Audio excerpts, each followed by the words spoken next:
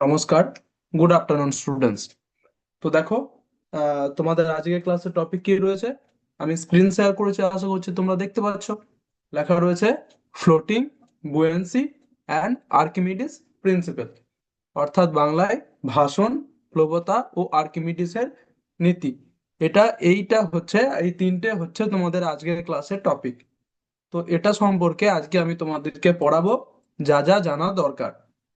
তার ছাড়াও যদি তোমাদের মনে কোনো রকম কিছু প্রশ্ন আসে, অবশ্যই সেটা তোমরা আমাকে জিজ্ঞাসা করে নেবে।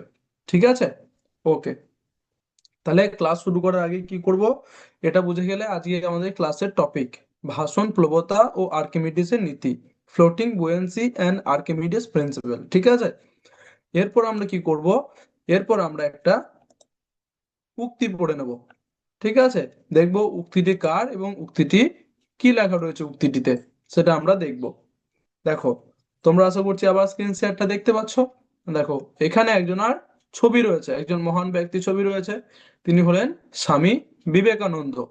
তিনি কি বলেছেন দেখো, বলেছেন সব সময় অন্যের কল্যাণ করার চেষ্টা করো, দেখবে ঈশ্বর নিজে থেকেই তোমার কল্যাণ করেছেন।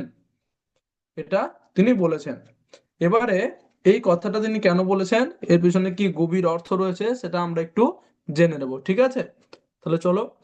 বলছে এই কথাটির মানে হলো আমাদের সব সময় ভালো কাজ করতে হবে। ঠিক আছে?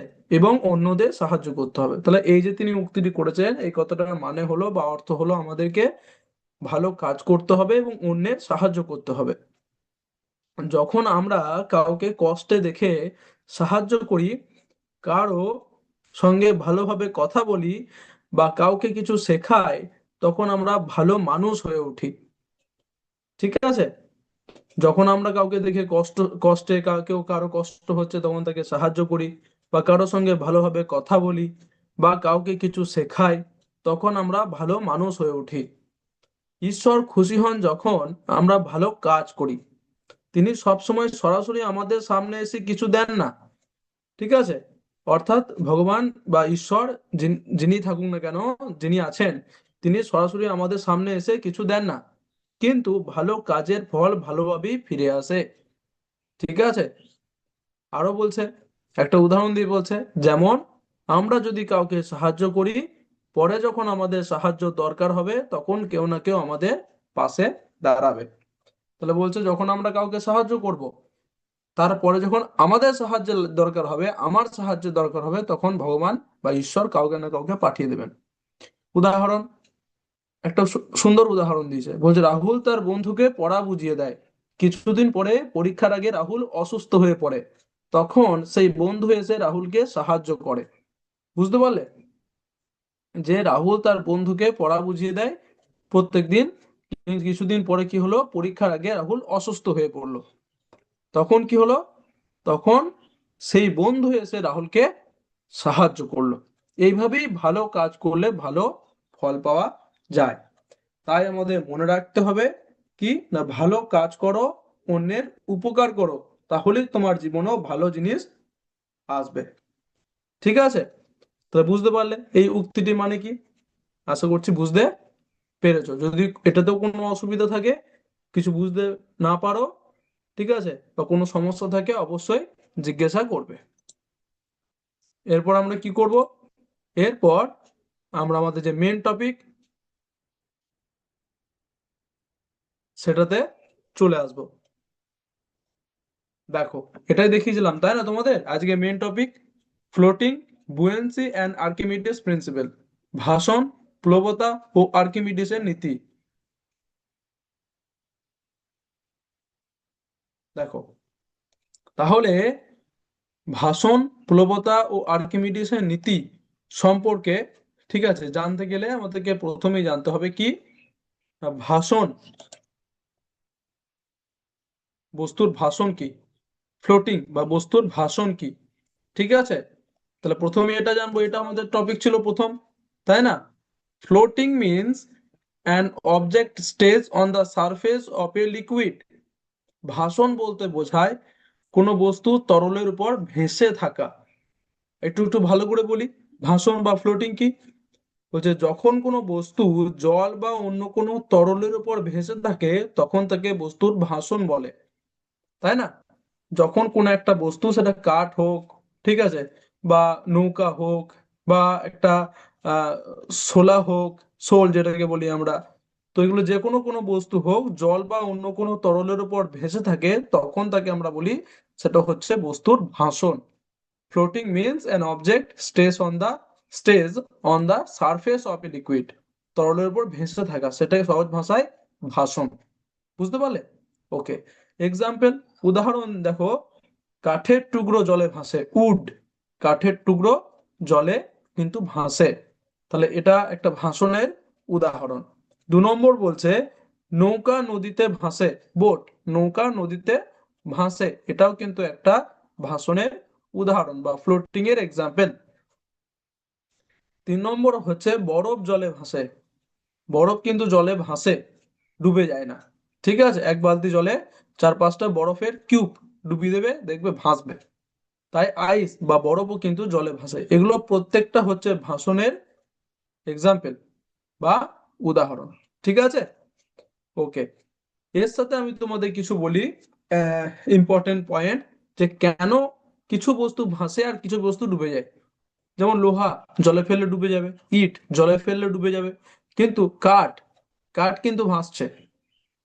একটা 4 কেজি ভরের একটা কাঠকে আমি যদি জলে ফেলে দিই, সে কিন্তু ভাসবে। কিন্তু একটা 4 কেজি ভরের একটা লোহা বা ইটকে যদি আমি জলে ফেলে ফেলে দিই, সে কিন্তু ডুবে যাবে। তাদের ওজন একই, কিন্তু দুজনার, একজনা ভাসবে আর একজনা ডুবে যাবে। এবার কেন, সেটাই হচ্ছে প্রশ্ন। উত্তরটা হচ্ছে, বস্তুর উপর দুটি বল কাজ করে। একটা হচ্ছে বস্তুর ওজন, নিচের দিকে টানে, একটা বল কি, একটা বল নিচের দিকে টানে বস্তুটাকে। আর একটা বল হচ্ছে যে কি, একটা বল হচ্ছে ঊর্ধ্বমুখী বল বা প্লোব বল। ঠিক আছে, উপরের দিকে ঠেলে দেয়। বুঝতে পেরেছো? আর একটা বল হচ্ছে ঊর্ধ্বমুখী বল বা প্লোব বল। ঠিক আছে, উপরের দিকে ঠেলে দেয়। তাহলে দুটো বল কাজ করে, একটা হচ্ছে নিচের দিকে টানে, আর একটা হচ্ছে উপরের দিকে ঠেলে দেয়। দুটো বল কাজ করে। তাহলে নিচের দিকে টানে যে বল, সেটা হচ্ছে বস্তুর ওজন। আর উপরের দিকে ঠেলে তুলে দেয় যে বল, এটা কখন না, যখন তরলের উপর একটা বস্তু আছে, অর্থাৎ জলে বা কোনো তরলের উপর একটা বস্তু ভাসছে, ঠিক আছে, তখন, ঠিক আছে, বা ডোবানো হচ্ছে, তখন সেই সিচুয়েশনে, সেই পরিস্থিতিতে একটা হচ্ছে নিচের দিকে টানে, সেটা হচ্ছে বস্তুর ওজন, এই একটা বল। আর 2 নম্বর বল হচ্ছে যখন উপরের দিকে ঠেলে দেয়, সেটা আর একটা বল, যেটাকে ঊর্ধ্বমুখী বল বা প্লোব বল বলা হয়। এবার বলছে, যদি প্লোব বল বস্তুর ওজনের থেকে বেশি হয়, অর্থাৎ ওপরের দিকে যে বলটা ঠেলছে, সেই বলটা যদি নিচের দিকে ঠেলছে সেই বলটার থেকে শক্তিশালী হয়, তাহলে কিন্তু বস্তু ভাসবে। আর যদি প্লোব বল বস্তুর ওজনের থেকে কম হয়, অর্থাৎ বস্তুর ওজনটা বেশি হয়, প্লোব বলটা অর্থাৎ উপরের দিকে ঠেলছে সেই বলটার কমজোরি হয়, অতটা শক্তিশালী না হয়, তাহলে কিন্তু বস্তু ডুবে যাবে। এই কারণে 4 কেজি ভরের একটা ইট বা লোহা ডুবে যায়, কিন্তু 4 কেজি ভরের একটা কিন্তু কাঠ ভেসে থাকে। একই ওজন, কিন্তু কেউ ডুবে যায়, কেউ ভেসে থাকে। কারণ কি? কারণ হচ্ছে তার ওজনের থেকে কারো প্লোব বেশি, কারো প্লোব বল কম। আশা করছি বুঝতে পেরেছো। Very good. এরপর নেক্সট পেজে আমরা চলে যাব, বুয়েন্সি বা প্লবতা। বুয়েন্সি বা প্লবতা কি?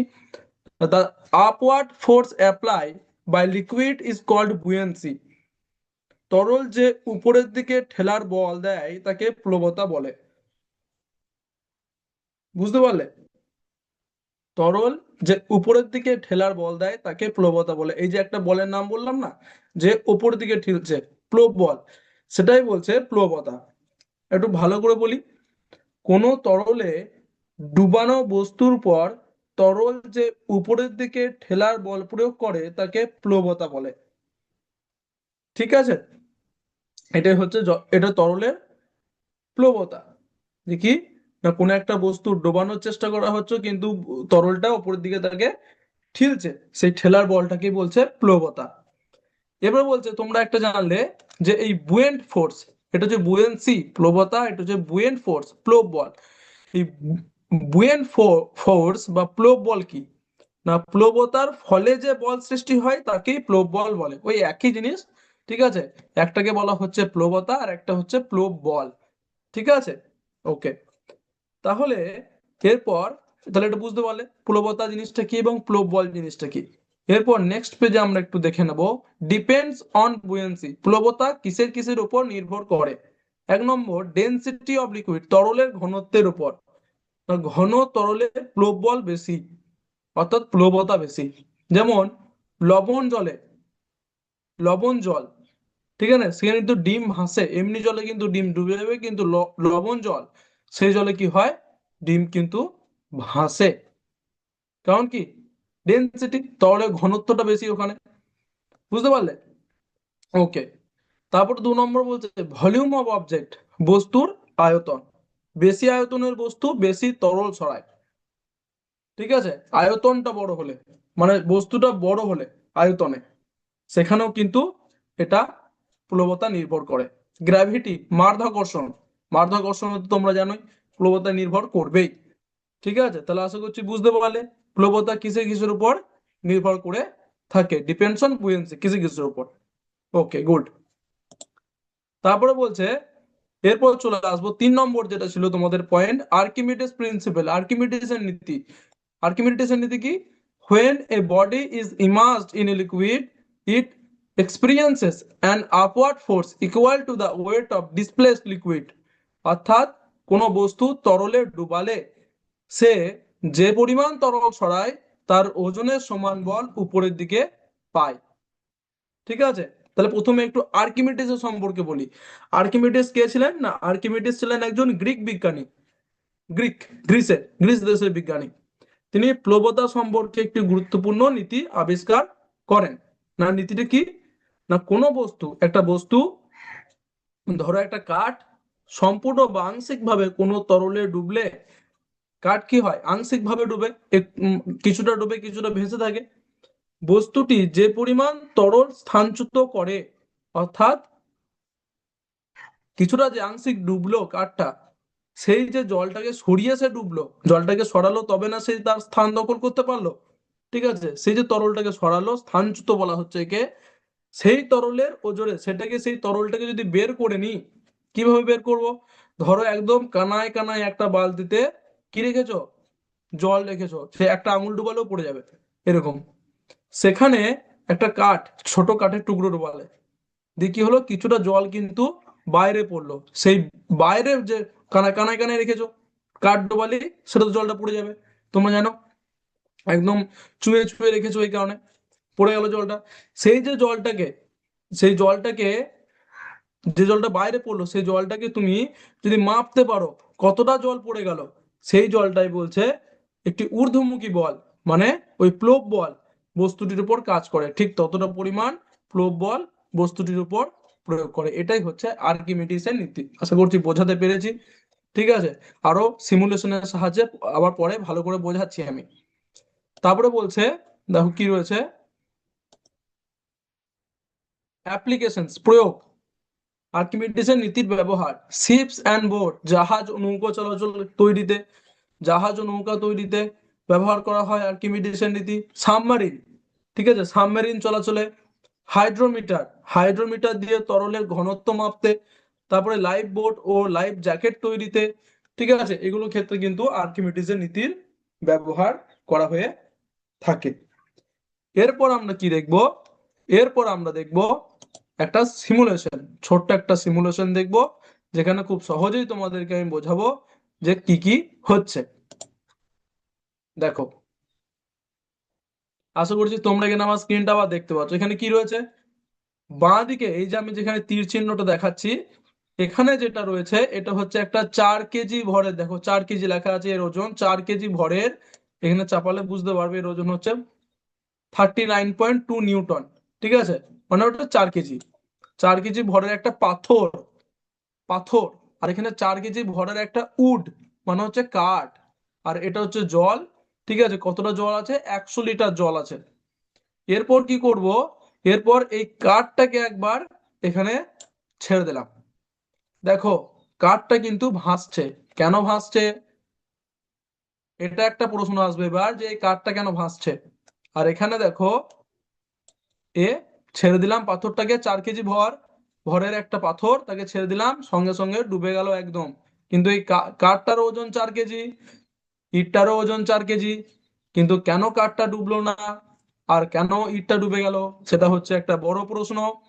কারণ একটাই, আমি তোমাদেরকে পড়ানোর সময় বললাম যে সেটা হচ্ছে প্লব বল বা প্লবতা যেটা। ঠিক আছে, দেখো এখানে তীর চিহ্ন দিয়ে দেখা আছে। এই পিঙ্ক কালারের যে তীর চিহ্ন, সেটা হচ্ছে বুয়েন্সি, সেটাই হচ্ছে প্লবতা। মানে এই তরলটা এই কাঠটাকে 39.2 নিউটন বলে ওপরের দিকে পুশ করেছে, মানে বল প্রয়োগ করেছে, প্লব বল প্রয়োগ করেছে। কত? 39.2 নিউটন বল প্রয়োগ করেছে। আর ঠিক এই কাঠটাও নিচের দিকে নামার জন্য 39.2 N গ্র্যাভিটি, গ্র্যাভিটি মাধ্যাকর্ষণ, অর্থাৎ এই পৃথিবীকে এই কাঠটা টানছে কত বলে, কত ডিগ্রি, কত নিউটন বলে? 39.2 নিউটন। অর্থাৎ এখানে বুয়েন্সি আর গ্র্যাভিটি অর্থাৎ মাধ্যাকর্ষণ বল এবং প্লবতা দুটো সমান। তাহলে এখান থেকে বুঝতে পারলে, যখন মাধ্যাকর্ষণ অর্থাৎ গ্র্যাভিটি এবং বুয়েন্সি মানে প্লবতা যখন সমান হয়ে যাবে, তখন কিন্তু ঠিক এইভাবে আংশিক ডুবে আংশিক ভাসবে, যে কোনো বস্তু হোক না কেন। কিন্তু এবারে দেখো, এখানে তোমরা লক্ষ্য করতে পারবে, এখানে রয়েছে একটা ইট যার ওজন হচ্ছে 4 কেজি। তাকে এই পিঙ্ক কালারের, দেখো পিঙ্ক কালারের হচ্ছে বুয়েন্সি অর্থাৎ প্লবতা, তার প্লবতা বল অর্থাৎ প্লব বল হচ্ছে 19.6 নিউটন। কিন্তু তার মাধ্যাকর্ষণ বল কত? 39.2 নিউটন। মানে মাধ্যাকর্ষণ মানে হচ্ছে বস্তুটার ওজন, তাই না? তোমরা জেনেছো বস্তুটার ওজনই হচ্ছে তার মাধ্যাকর্ষণ বল। মানে যার যত ওজন হবে তাকে তত বেশি নিচের দিকে টানবে পৃথিবী। তাই যেহেতু এটা 4 কেজি, এটাও 4 কেজি, দেখো দুজনেকে 39.2 নিউটন বলে নিচের দিকে টেনেছে। কিন্তু এখানে এই জল এই ইটটাকে কিন্তু 19.6 নিউটন বল প্রয়োগ করেছে, প্লব বল প্রয়োগ করেছে, প্লব বল বা প্লবতা প্রয়োগ করেছে, বেশি বল প্রয়োগ করতে পারেনি ওপরের দিকে। তাই কি হয়েছে? পাথরটা ডুবে গেছে, কাঠটা ভাসছে। কিন্তু কাঠের ক্ষেত্রে দুটো বলই সমান। তরল উপর দিকে যতটা বল প্রয়োগ করছে, কার নিচের দিকেও ততটা বল প্রয়োগ করছে। তাই মাঝে মিডিলে দাঁড়িয়ে আছে। কিন্তু এই পাথরটা যতটা এই জলের উপর বল প্রয়োগ করেছে, এই জলটা পাথরটার উপর ততটা বল প্রয়োগ করতে পারেনি। এটা হচ্ছে সহজ ভাষায় বলা যাবে, তাই ডুবে গেছে। ঠিক আছে, এবার তোমাকে একটা জিনিস দেখায়। দেখো এখানে একটা কি দেওয়া আছে বলো তো, এখানে একটা ওজন মাপার যন্ত্র দেওয়া আছে। যদি এখানে আমি এই কাঠটাকে চাপাই, দেখো কত দেখাচ্ছে? 39.2 নিউটন। কিন্তু যখনই আমি জলে একে নামিয়ে দেব, জলে যখন এই কাঠটাকে ডোবাবো, দেখো কত ওজন হচ্ছে, দেখো কত ওজন কমে গেল, 16.N নিউটন, তাই না? 16 নিউটন, 16 নিউটন হয়ে গেল। তাহলে এখান থেকে আরো একটা জিনিস বুঝতে পারলে, যে কি না কোনো বস্তু কি হয়, জলের নিচে তার ওজন কমে যায়। ঠিক আছে, জলের নিচে তার ওজন কমে যায়। বুঝতে পেরেছো? তাহলে এটাই হচ্ছে কিন্তু প্লবতা। ওকে, এইভাবে প্লবতা কাজ করে। তা তোমাদের মনে প্রশ্ন আসতে পারে, এরকম প্রশ্ন তোমাকে যে কেউ জিজ্ঞাসা করতে পারে, 4 কেজি ভরের একটা ইট ডুবে যাচ্ছে, কিন্তু 4 কেজি ভরের কাঠ কেন ডুবছে না? কারণ হচ্ছে প্লবতা, প্লব বল। কারণ কাঠটাকে ঠিক ততটা পরিমাণ এই জলটা উপর দিকে ঠেলছে। ঠিক আছে, সমপরিমাণ ঠেলছে, কিন্তু পাথরটাকে ঠেলতে পারছে না, তাই সে ডুবে যাচ্ছে। তাহলে আশা করছি সিমুলেশনটা বুঝতে পেরেছো কিছুটা হলেও। ওকে, যদি কোনো প্রশ্ন থাকে অবশ্যই জিজ্ঞাসা করে নেবে। এরপর আমরা কি করব? এরপর আমরা করব ওয়ার্ড ওয়াল অ্যাক্টিভিটি, যেখানে তোমাদের জন্য 5টা বক্স থাকবে। ঠিক আছে, 5টা বক্স আমি ওপেন করব একটা করে, যেখানে তোমাদের প্রশ্ন দেওয়া থাকবে, এমসিকিউ প্রশ্ন। এমসিকিউ প্রশ্নগুলোর উত্তর একটু তোমাদেরকে দিতে হবে, এবং সেগুলো থাকবে কিসের উপর? দেখো ভাষণ, প্লবতা ও আর্কিমিডিসের নীতি, এটার উপরেই থাকবে। তাহলে চলো স্টার্ট করি। দেখি 1 নম্বর বক্সটা ওপেন করে দেখি কি প্রশ্ন রয়েছে তোমাদের জন্য। প্রশ্ন রয়েছে, আর্কিমিডিসের নীতি অনুযায়ী প্লব বল সমান হয় dash. According to Archimedes principle, buoyant force is equal to dash কার সাথে? অপশন এ বস্তুর ওজন, weight of object, option B তরলের আয়তন, volume of liquid, option C স্থানচ্যুত তরলের ওজন, weight of displaced liquid, option D তরলের ঘনত্ব, ডেনসিটি অফ লিকুইড। বলো কোনটা উত্তর হবে?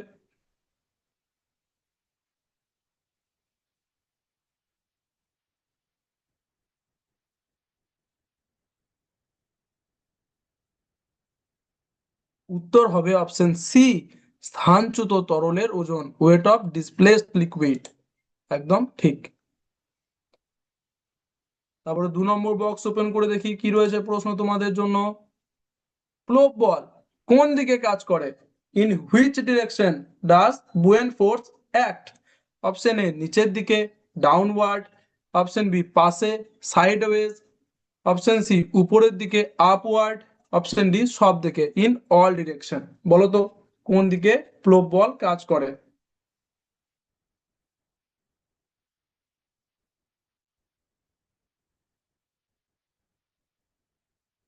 বলো কোনটা হবে এর উত্তর? এটার উত্তর হবে অপশন সি উপরের দিকে, আপওয়ার্ড। ঠিক আছে, দেখি ঠিক হচ্ছে না ভুল। একদম ঠিক। এরপর আমরা 3 নম্বর বক্সটা ওপেন করব। ওপেন করে নি, দেখি কি প্রশ্ন রয়েছে তোমাদের জন্য। কোন বস্তু জলে ভাসবে? Which object will float on water? Option A যার ওজন বেশি, হেভিয়ার অবজেক্ট, অপশন বি যার ঘনত্ব জলের চেয়ে বেশি, ডেন্সিটি, ঠিক আছে, অর্থাৎ যার ঘনত্ব জলের থেকে বেশি। তারপরে অপশন সি যার উপর প্লোপ বল ওজনের সমান বা বেশি, অপশন ডি খুব ছোট বস্তু। বলো তো কোনটা হবে উত্তর? কোন বস্তুটা জলে ভাসবে? যার ওজন বেশি, যার ঘনত্ব জলের চেয়ে বেশি, না যার উপর প্লোপ বল ওজনের সমান বা বেশি, না খুব ছোট বস্তু?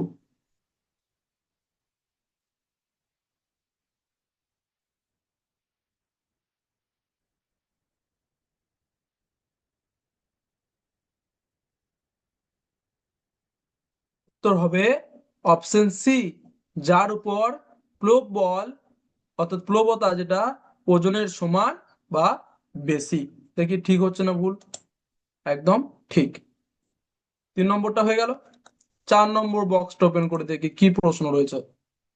বস্তুর ভাসন কাকে বলে? What is floating of an object?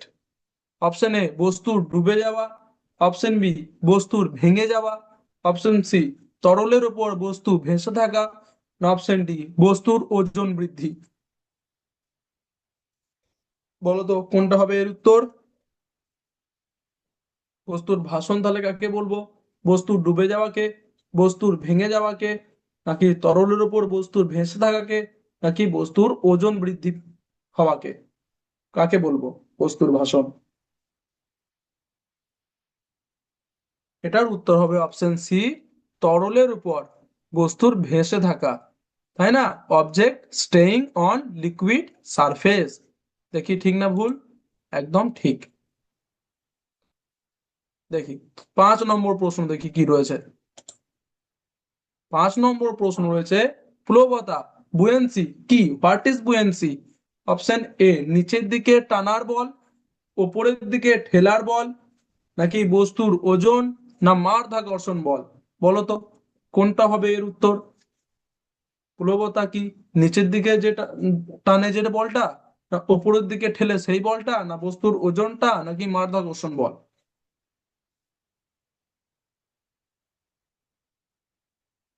উত্তর হচ্ছে অপশন বি উপরের দিকে ঠেলার বল, সেটা হচ্ছে প্লবতা। একদম ঠিক। দেখে নি। দেখো গেম কমপ্লিট, 5টার মধ্যে 5টাই তোমরা ঠিক দিয়েছো। উত্তরগুলো একটু দেখে নাও। দেখো 5টার মধ্যে 5টার উত্তরই কিন্তু তোমরা সঠিক দিয়েছো, তার মানে তোমরা ক্লাসটাও বুঝতে পেরেছো। Very good. এরপর আমরা কি করব? এরপর আমরা করব ডিকটেশন, শ্রুতিলিখন। তোমরা জানো প্রত্যেকদিন আমরা এটা করে থাকি। 5টা ওয়ার্ড আমি তোমাদেরকে মুখে বলবো, তোমাদেরকে সেটা লিখতে হবে খাতায়। কেমন ভাবে লিখবে তোমরা সেটা জানো, লিখে নাও। নিজের নিজের প্রথমেই বাঁ দিকে খাতার উপরে বাঁ দিকে নাম লিখে নাও, এরকম করে নেম, নিজের নিজের নাম লিখবে, রোল নাম্বার, নিজের নিজের রোল নাম্বার লিখবে, ক্লাসে যে রোল নাম্বার ধরো তোমাদের অ্যাটেন্ডেন্স হয় সেই রোল নাম্বার লিখবে, নিজের নিজের গ্রেড, তোমাদের ক্লাস লিখবে এবং সেকশন লিখবে। ঠিক আছে? এবং 1 2 3 4 5 করে সিরিয়াল নাম্বার করে নেবে, করে নাও। তারপর আমি একটা একটা করে বলবো, চট করে নাও এটা।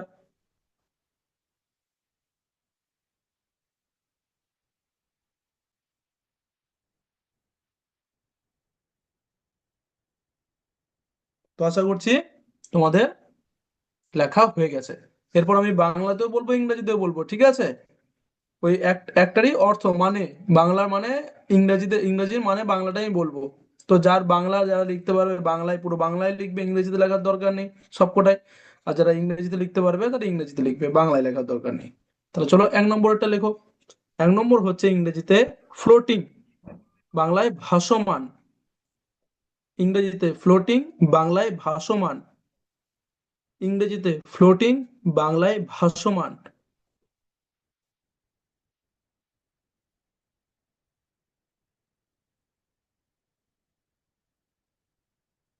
আশা করছি লিখে ফেলেছো।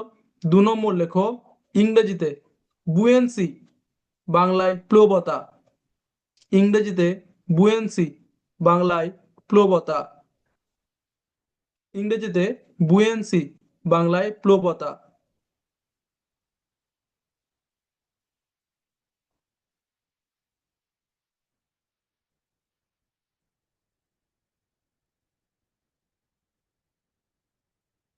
আশা করছি লিখেছো 2 নম্বরটাও।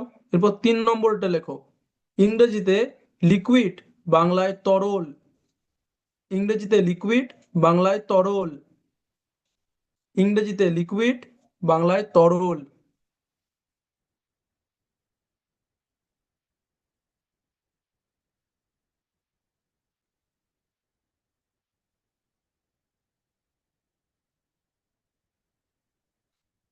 আশা করছি লিখেছো 3 নম্বরটা। 4 নম্বরটা লেখো ইংরেজিতে ওয়েট, বাংলায় ওজন। ইংরেজিতে ওয়েট, বাংলায় ওজন। ইংরেজিতে ওয়েট, বাংলায় ওজন।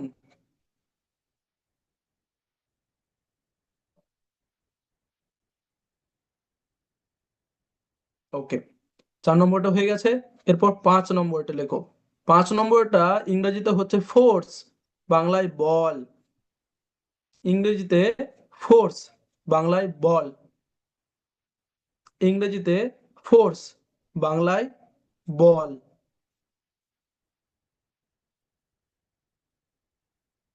তাহলে আশা করছি তোমরা 5টাই ডিকটেশন লিখে ফেলেছো। এরপর তোমাদের কি করতে হবে, টিচার্সদের বলতে হবে যে যেখানে তোমরা লিখলে প্রত্যেকজনের খাতার ছবি তুলে সেই ডিকটেশনটা আমাদের হোয়াটসঅ্যাপ গ্রুপে পাঠিয়ে দিতে হবে। ঠিক আছে? তাহলে আশা করছি তোমাদের ক্লাসটা ভালো লেগেছে, বুঝতে পেরেছো। কোনো ডাউট থাকলে অবশ্যই জিজ্ঞাসা করে নেবে। তাহলে আজ এই ক্লাস এতটাই অবধি। Thank you. জয় বিদ্যাশক্তি, জয় ভারত, জয় হিন্দ।